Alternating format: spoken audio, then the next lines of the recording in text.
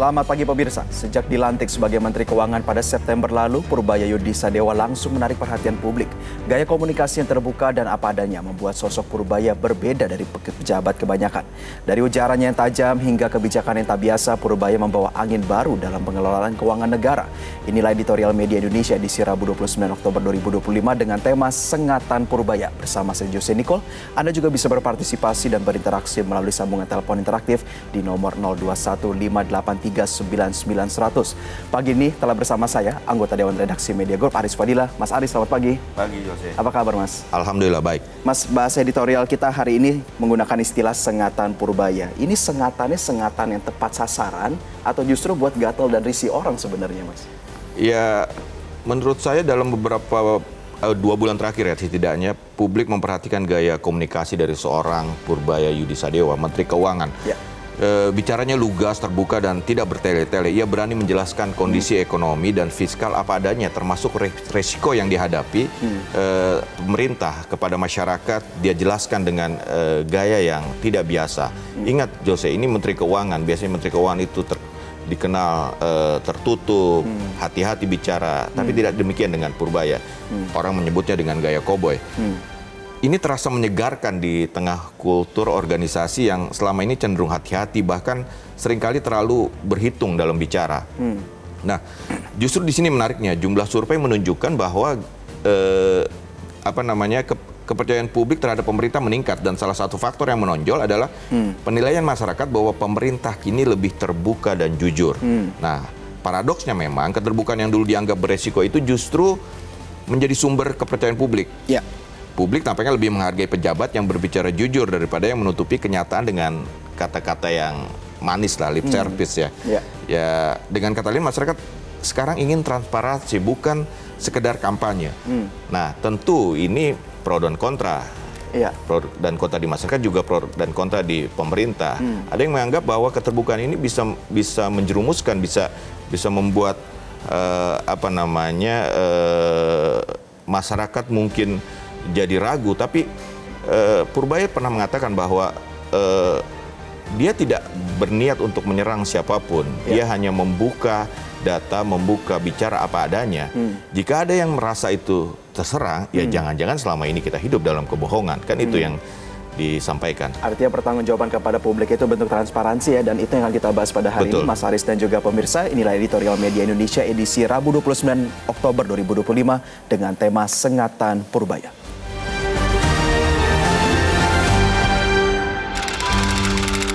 Sengatan Purbaya.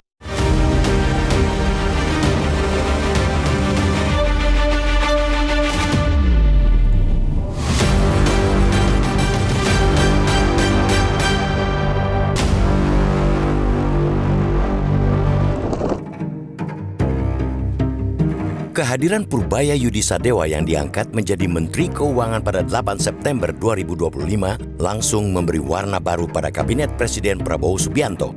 Gaya komunikasi mantan Ketua Dewan Komisioner Lembaga Penjamin Simpanan LPS itu lugas, blak-blakan, tidak seperti tipikal pejabat pada umumnya.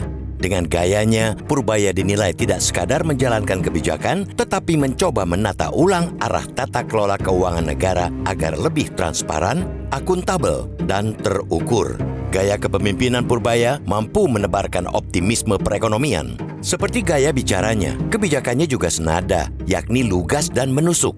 Dia membuat banyak perubahan kebijakan secara drastis yang disukai publik karena spirit keberpihakan kepada kepentingan masyarakatnya tinggi. Alhasil, belum genap 2 bulan menjabat Menkyu, Purbaya mampu mengembalikan sentimen publik terhadap pemerintah di bidang ekonomi. Ini terbukti dari data Indeks Kepercayaan Konsumen kepada Pemerintah (IKKP) rilisan LPS yang menguat ke level 130,6 pada Oktober 2025 dari 117,3 pada bulan sebelumnya.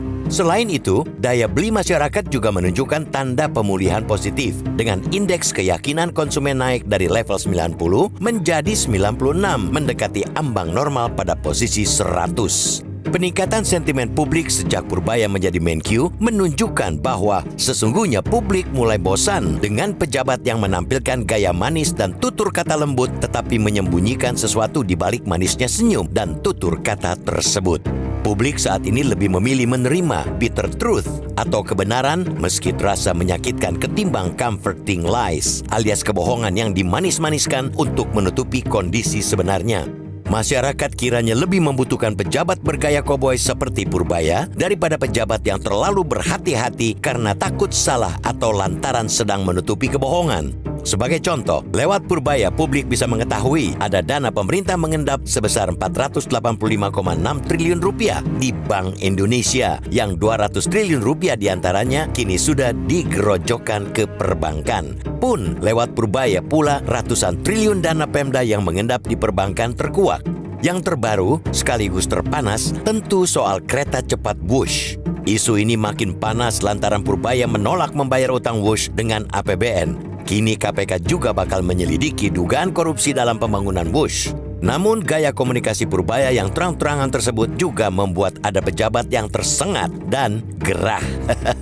Contohnya, Gubernur Jawa Barat Deddy Mulyadi. Setelah mengecek dan menyingkronkan datanya ke Kementerian Dalam Negeri, Deddy kini memerintahkan jajarannya membuat laporan keuangan setiap hari. Merepotkan memang, tapi demi transparansi hal itu tidak mengapa dilakukan. Selain itu, gaya komunikasi Purbaya juga berpotensi memicu gesekan-gesekan dengan pejabat lainnya, termasuk di jajaran kabinet.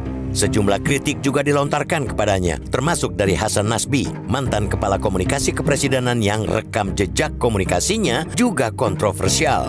Hasan adalah sosok yang menyarankan agar kepala babi yang dikirim ke jurnalis Tempo untuk dimasak saja. Intinya, di samping banyak yang menunggu-nunggu ujaran-ujaran tajam Purbaya, banyak pula yang menginginkan Purbaya bungkam. Sebagian dari mereka khawatir gaya dan lontaran blak-blakan Purbaya lama-lama menjadi tidak produktif dan bisa menjadi bumerang terhadapnya jika tidak dikelola dengan baik. Karena itu, Purbaya harus mampu menunjukkan bahwa gaya bicara dan kebijakannya inline dengan realisasi dan peningkatan ekonomi. Publik tetap mendukung Purbaya selama pesan yang disampaikannya tetap transparan, berbasis data kuat, dan sesuai etika. Publik akan tetap menanti sengatan-sengatan selanjutnya darinya. Namun, ingat, ada janji yang terkandung dalam setiap sengatan Purbaya. Pada saatnya nanti, rakyat pasti juga akan menagih realisasi dari janji-janji itu.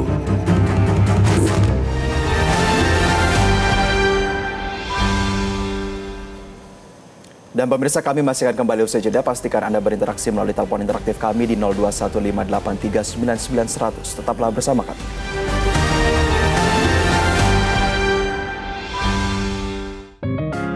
Media Indonesia mengajak Anda untuk mengakses fitur premium e-paper. Dengan sajian konten berbasis intelektual dan meneguhkan kebangsaan, Media Indonesia tampil dengan lebih dinamis melalui e-paper Media Indonesia yang dapat Anda akses kapan saja, di mana saja. Caranya mudah, download aplikasi Media Indonesia di Android atau ketik link epaper.mediaindonesia.com atau bisa scan QR code pada layar kaca Anda. Klik tab e-paper di bagian samping layar tablet Anda, daftarkan data diri, serta pilih paket perlangganan e-paper Media Indonesia sesuai dengan kebutuhan Anda. Nikmati juga bonus spesial tambahan 4 halaman rubrik fokus setiap hari. Semua bisa Anda dapatkan hanya di e-paper Media Indonesia. Untuk informasi lebih lanjut, hubungi customer service di nomor 0811 1201 2018 atau kunjungi media sosial @mediaindonesia. Media Indonesia, referensi bangsa. Dan pemirsa, editorial Media Indonesia kami lanjutkan dengan menyapa salah satu penelpon yang sudah tersambung bersama kami dengan Bu Indra dari Cirebon. Selamat pagi Bu Indra. Selamat pagi Bung Jose Nicole dan Bung Aris Fadila. Terima kasih. Selamat pagi Bu. Iya. Bu Indra, bagaimana dengan pandangan Anda? Iya. Semula hanya efek Purbaya, sekarang sengatan Purbaya. Alhamdulillah. Jadi kami rakyat awam ini merasa punya teman, bahwa apa yang kami duga itu yang selama ini dalam nuansa abu-abu oleh Purbaya ini dijelas tegaskan, sehingga kami merasa dugaan kami benar, dan kami akan berharap selalu bahwa apa yang diinginkan, yaitu pemerintah berpihak kepada rakyat akan terlaksana dengan sengatan-sengatan dari Pak Purbaya ini. Sehingga yang menikmati tidak hanya kaum konglomerat atau yang berwenang, tapi rakyat kecil juga bisa merasakan bahwa Indonesia ini memang kaya segalanya. Terima kasih. Assalamualaikum warahmatullahi wabarakatuh. Waalaikumsalam warahmatullahi wabarakatuh. Terima kasih Bu Indra dari Cirebon atas tanggapan Anda. Mas Aris, kita lanjutkan. Ternyata masyarakat ini sepertinya senang ya, ada sebuah angin segar dari pola komunikasi yang terus dievaluasi oleh pemerintah beberapa lama ini ya? Ya, mungkin kita baru menerima satu penelpon, tapi kalau kita lihat satu penelpon yang mendukung lah ya apa gaya koboi dari seorang Purbaya. Tapi kalau kita lihat bagaimana percakapan di media sosial, bahwa kita ingatkan bahwa masyarakat menolak yang atau wuk-wuk gitu ya. Tapi untuk RI 19 kita kasih jalan gitu karena dia sedang memperbaiki negara. Itu kan menunjukkan bahwa respon masyarakat baik ya. Tapi kan harus diingat transparansi itu bukan hanya soal membuka data tapi juga tentang cara berkomunikasi ya. Dan inilah komunikasi yang berbeda yang disampaikan oleh seorang Purbaya. Purbaya tidak berusaha menutup-nutupi resiko fiskal, tidak menutupi potensi defisit, dan tidak menyembunyikan konsekuensi dari sebuah kebijakan ekonomi. Ia mengajak publik memahami realita, bukan sekedar menerima narasi optimisme gitu ya. Nah, pendekatan seperti ini yang penting dan publik sekarang merasa semakin kritis kan.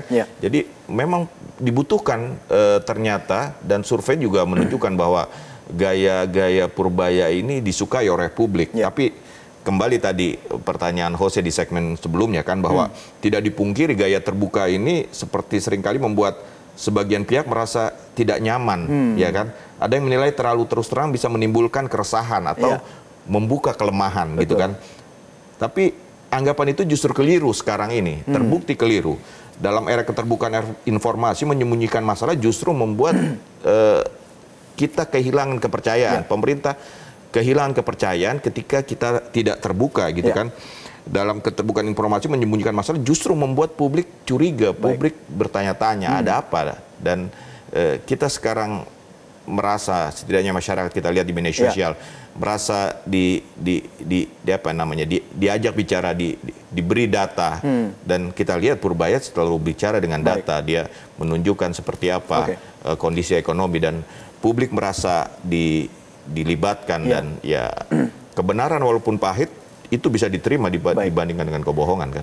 Tetapi Mas Aris, di sisi lain kan kita melihat ya, seorang Menteri Keuangan, bobot dari tuturnya, informasi perkataannya itu kan sangat mempengaruhi perekonomian, dunia sektor bisnis dan lain sebagainya. Bahkan kalau yang lagi agak rame hari-hari ini juga menyinggung kepala daerah. Bagaimana kita melihat ini harus tetap dijaga dalam koridornya supaya tidak mengakibatkan sentimen negatif kepada ekonomi kita, tapi di sisi lain juga tetap membangun sinergi dengan daerah. Saya kira tidak jauh berbeda antara pelaku pasar dengan masyarakat. Keterbukaan itu tetap menjadi kunci, bahwa keterbukaan kondisinya dibuka sejujur mungkin seperti ini. Dan mari kita perbaiki bersama, dan apa sih yang dilakukan pemerintah dalam hari ini Purbaya dalam menjelaskan itu. Soal dana daerah itu, ya itu kan memang dana publik yang harus diketahui publik. Sebenarnya ada berapa dan seharusnya diapakan dana itu. Kalau diendapkan, ditaruh, diambil bunganya orang, itu kan tidak seperti itu kan. Anggaran itu kan menurut Purbaya, anggaran itu yang sudah dianggarkan itu efisien ketika digunakan sesuai dengan peruntukannya. Itu yang disebut efisien versi Purbaya. Versi Purbaya begitu ya Mas, nanti kita akan coba untuk dalami dalam segmen selanjutnya. Pemirsa tetaplah bersama kami. Pemirsa, kita berada dalam bagian akhir dari diskusi kita pada pagi hari ini. Mas Aris, saya ingat betul ketika Purbaya Yudi Sadewa menunjukkan jaket dengan angka 8% di dadanya. Semua kontroversi ataupun pernyataan yang disampaikan, apa yang sepatutnya ditagih nanti oleh masyarakat? Ya, dengan gaya komunikasinya yang koboi, yang terbuka, ceplas-ceplos, tidak bertele-tele. Di dalamnya terkandung sebuah janji untuk ekonomi yang lebih baik. Dia berani menunjukkan 8%, ya buktikan gitu. Rakyat akan melihat seperti apa di ujungnya. Itu yang akan ditagih. Tapi setidaknya kita lihat ya, ketika pertama dilantik, kemudian ada sedikit kontroversi karena ucapannya, orang kaget, tapi kemudian berbalik sentimen positif. IASG juga sempat hijau. Ya, kita lihat nanti di ujungnya, seperti kita tekankan tadi bahwa di setiap gayanya itu adalah termaktub janji yang itu yang harus dibuktikan. Kan ini ya, masyarakat Indonesia kan terkenal cepat sekali jatuh cinta gitu ya, cepat sekali tapi bisa juga cepat berbalik ketika apa yang dia harapkan, apa yang dia inginkan itu ternyata tidak terbukti. Tapi sekali lagi, Purbaya selalu ketika bicara itu dia dengan data. Dan ketika dia misalnya ya nanti tidak, ya kita lihat seperti apa gaya komunikasinya ketika apa yang dia janjikan tidak terwujud. Ya, tapi di sisi lain kalau untuk masyarakat nih, Mas Aris, indikator pertumbuhan ekonomi itu kan angka mutlak. Bagaimana kita nggak termakan terlalu lama begitu dengan apa yang disampaikan oleh Pak Menkyu ini, tetapi harus menanti dan juga mengawasi secara konkret pertumbuhannya. Ya, kita pernah dengar cerita Purbaya bahwa dia memantau kondisi ekonomi dengan melihat harga produk di pasar, ya kan. Dia bilang, saya cek aja harga semen berapa, penjualan semen berapa gitu kan. Nah, masyarakat pun nanti kan akan begitu, dia akan merasa ini cuma omong-omong atau saya merasakan nih dampaknya bagaimana dengan harga barang, ya kan. Itu yang dia masyarakat yang konkret terhadap mereka dampaknya apa sih? Jangan sampai bulan madu ini hanya ternyata kok nggak berubah ya, sama aja ya. Nggak ada impactnya ya. Nggak ada impactnya. Misalnya harga beras masih tinggi misalnya, cari kerja susah, pengangguran banyak. Ya kalau nanti ujungnya seperti itu ya siap-siap saja. Dia harus membuka datanya seperti apa dan apakah kejujuran itu masih ada nantinya. Dan untuk kita juga menanti bagaimana gebrakan-gebrakan ini melahirkan hasil yang konkret ya. Terima kasih anggota Dewan Redaksi Media Group, Mas Aris. Terima kasih bersama kami. Pemirsa, publik masih menunggu langkah-langkah nyata dari kebijakan dan ujaran tajam Purbaya Yudisadewa. Transparansi dan kejujuran memang menyengat, tetapi sengat itulah kadang muncul penyembuhan. Selama setiap sengatan Purbaya diiringi tindakan nyata dan hasil yang terukur, publik akan terus memberikan dukungan. Namun pada saatnya nanti rakyat juga akan menagih janji di balik setiap sengatan itu. Kiranya editorial Media Indonesia edisi kali ini bisa mencerahkan pikiran kita tentang situasi negara ini antar sesama anak bangsa. Saya Jose Nicole pamit undur diri, sampai jumpa.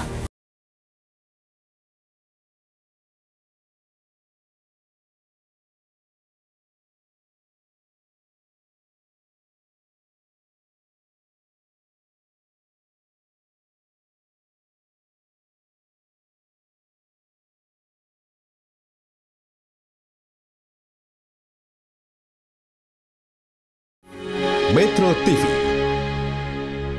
Jelajahi cara baru mendapatkan informasi. Download Metro TV Extend sekarang.